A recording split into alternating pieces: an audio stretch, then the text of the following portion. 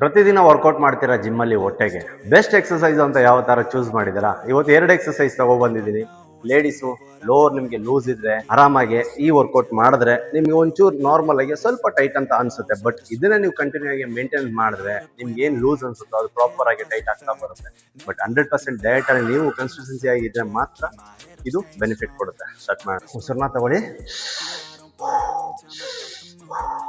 Okay, ಕರೆಕ್ಟಾಗಿ 40 degree ಮೇಲೆ rice ತೊಗೊಂಡು ಹ್ಯಾಂಡ್ನ ಓಪನ್ ಮಾಡಿ, ಇಲ್ಲಿ ಹೆಡ್ನ ಅಪ್ ಮಾಡಿ ಹೋಲ್ಡ್ ಮಾಡಿ.